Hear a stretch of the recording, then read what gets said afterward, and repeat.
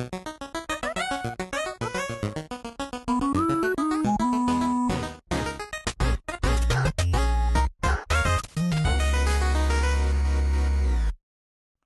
Aki Terror here, and welcome to Aki's Pixel Pets, the little show about animals in video games and the real-life influences behind them. I know you guys have asked me to talk about Pokemon, but it's really hard figuring out which one I want to start with. But after some careful examination, I want to start off with Clauncher. I'm sure most of you know that Clauncher has a lot of close similarities with the real-life pistol shrimp, but just how similar are they? Well, let's compare the abilities of the two to find out. Clauncher is the water gun Pokemon, capable of firing compressed water from its large claw to damage foes with the water's impact. Although it only stands 1 foot 8 inches tall, Clauncher packs a punch with abilities like Water Gun, Water Pulse, and Bubble, having a chance to lower speed stats, cause confusion, or even paralyze their opponent. Now, the pistol shrimp is just as much as a powerhouse as Clauncher, and these little guys, and I do mean little, only grow to about 1 to 2 inches long, but can stun or even kill larger fish with bubbles. These shrimp are members of the family Alphiidae and are well known for having asymmetrical claws. The larger claw can be on either the right or the left side, but can also be present on both sides, like their cousin the machine gun coral shrimp. Yeah, that's really what it's called. Anywho, the pistol shrimp's large claw is the source of the loud snapping sound that they use for both communication and hunting. Here's what it sounds like.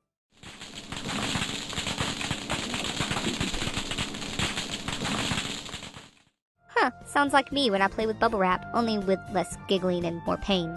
So both Clauncher and the pistol shrimp can take out enemies with bubbles. But how? Well, you ever hear of cavitation bubbles?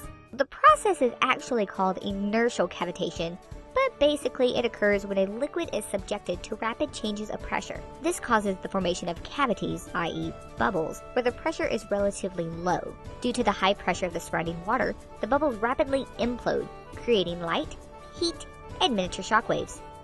And all it takes is a quick snap of the pistol shrimp's claw to get this going. And the most interesting part is that the bubbles don't actually form until after the claw is completely closed.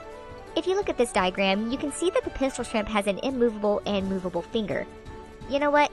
I'ma call it the flexi joint because I feel like it. This joint also has what is called a plunger. Seriously, with the name, whatevs, this plunger fits into a socket on the opposite side. This flexi joint is locked into place at about a 100-degree angle. As the claw closes, the plunger is pushed into the socket. This displaces the water in a forward frontal motion in the form of the cavitation bubbles. When the bubbles collapse, they produce sonoluminescence. This is the burst of light from imploding bubbles in a liquid. These bubbles can reach temperatures of over 5,000 Kelvin. To put that into perspective, the temperature of our sun's surface is estimated to be over 5,700 Kelvin. So yeah, bubbles! The entire process from ready open claw to close only takes about 0.6 seconds, with the average distance between the tip of the claw and prey being around 3 millimeters. That means that the bubbles emitting from the tip of the claw are traveling around 26,822.4 millimeters per second. Okay, I know that's just 60 miles per hour, but it sounds more impressive when big numbers are used. Okay, so how did the shockwaves and heat not hurt the pistol shrimp? Well, the distance between the imploding bubbles and their bodies certainly gives them a good buffer, but they have also developed a special orbital hood to protect their eyes. Kind of makes sense why Clauncher looks so angry. He has the orbital hood as well. But man, bubbles that travel 60 miles per hour, reach nearly the temperature of the sun, and cause a shockwave? Nature, you be scary. Well, what do you guys think? Is Clauncher an accurate portrayal of the pistol shrimp? Let me know your thoughts in the comments below. Interested in learning more about animals in video games? Click here to check out the real-life but prehistoric chocobo. Or click here to see how some of Yoshi's most well-known abilities are reflected in the still-living reptiles of today. And don't forget to subscribe if you want to learn more about our amazing pixelated pets. Check you later!